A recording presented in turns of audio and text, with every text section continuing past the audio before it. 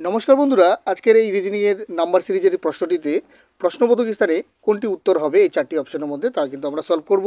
তো এখানে যে ট্রিক্সটি রয়েছে, আমরা প্রথমে সংখ্যাগুলির ডিফারেন্সগুলো বের করে নেব। 5 থেকে 10-এর যে ডিফারেন্স রয়েছে 5, 10-এর সাথে 17 ডিফারেন্স রয়েছে 7, 17-এর সাথে 26-এর ডিফারেন্স রয়েছে 9। এখন আবারও আমরা এই সংখ্যাগুলির ডিফারেন্স বের করব, +2 আবার +2। তাহলে এবার যদি আমরা 9-এর সঙ্গে +2 করি, +2 যদি করি তাহলে পাবো আমরা এখানে 11। 11-এর সঙ্গে 26 যদি যোগ করি আসবে আমাদের প্রশ্নবোধক স্থানে 37। অপশন নাম্বার বি সঠিক উত্তর। দ্বিতীয় যে বক্স রিজনিংয়ের প্রশ্নটিতে যে ট্রিক্সটি রয়েছে সেই ট্রিক্সটির কি রয়েছে তা আমরা সলভ করব। এই প্রশ্নবোধক স্থানে এই চারটি অপশনের মধ্যে কোনটি সঠিক উত্তর হবে তা কিন্তু আমরা সলভ করব।